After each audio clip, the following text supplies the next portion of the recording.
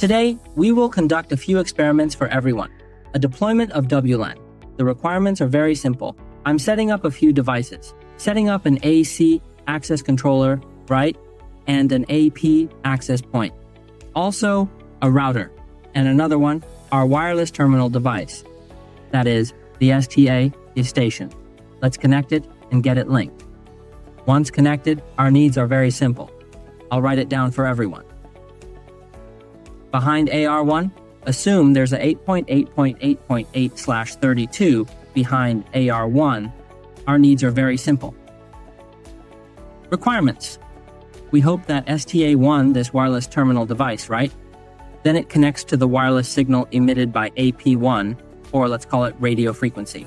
On the radio frequency, and then be able to access 8.8.8.8, it's that simple. Let our STA1, this wireless terminal device, be able to access the route behind AR1 interface 0, 8.8.8.8. It's just a simple experiment. We will now conduct it for everyone. This current model is the direct connection type, right? We'll continue to discuss WLAN-related knowledge in this area. Let's take a look. The wireless side network, not the wired side network. This wired side network, according to the AC deployment method, divided into direct connection and what's called the side hanging type.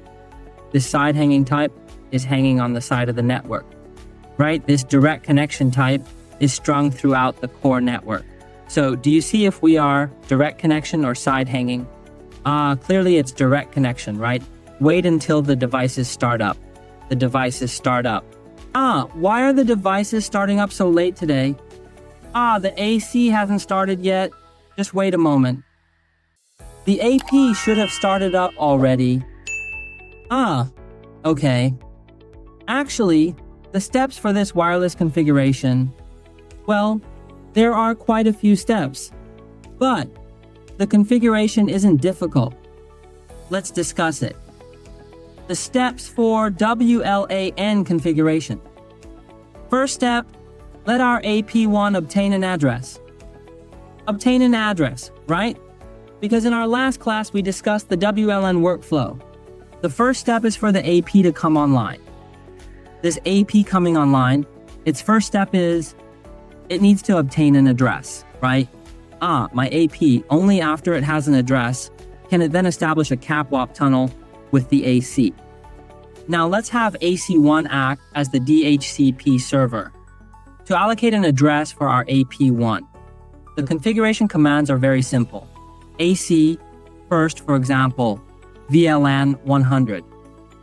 This WLAN 100, which is the so-called management WLAN. Management WLAN, that's WLAN 100, right? So what is a management WLAN? It's for allocating DHCP to AP1. Through DHCP, allocate an address, this type of WLAN. Yeah, create interface WLAN 100. Then connect port 2 of AP1. Configure it as an access interface. Put it into WLAN 100. Then configure an interface WLAN 100, right?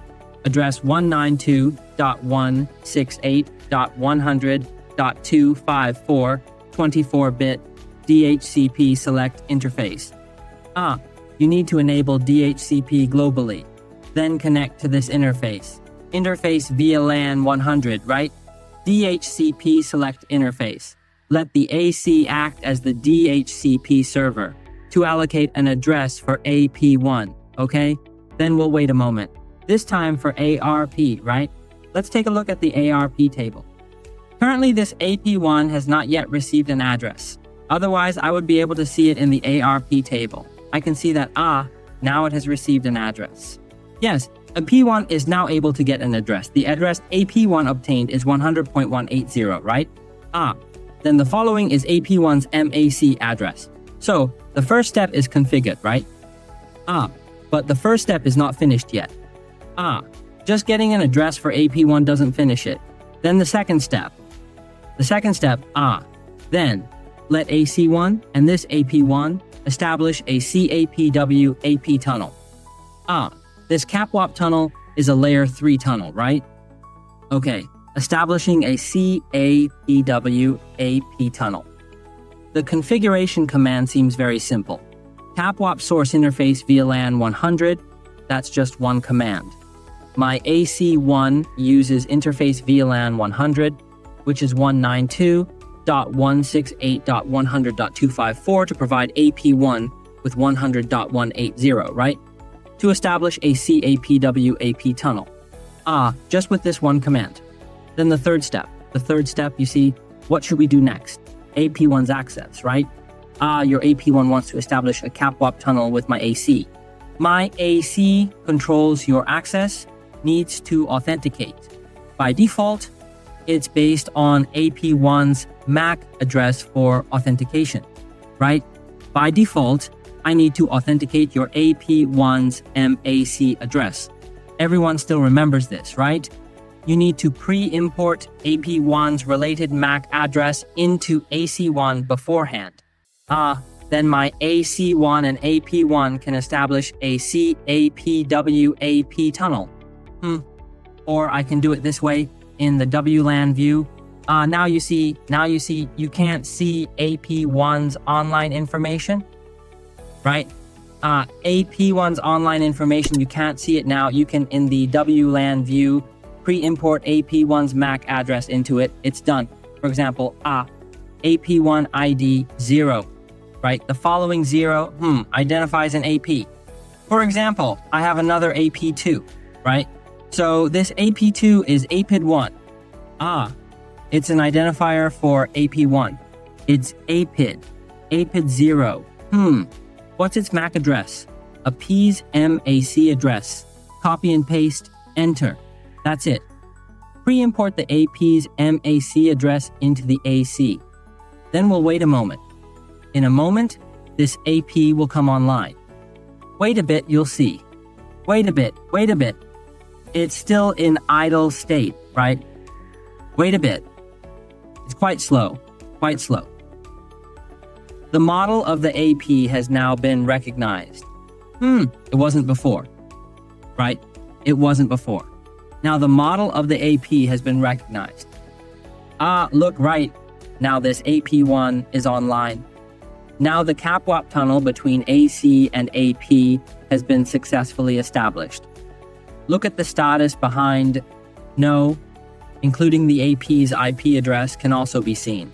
Right, okay. The third step is the AP's intervention. AP's intervention.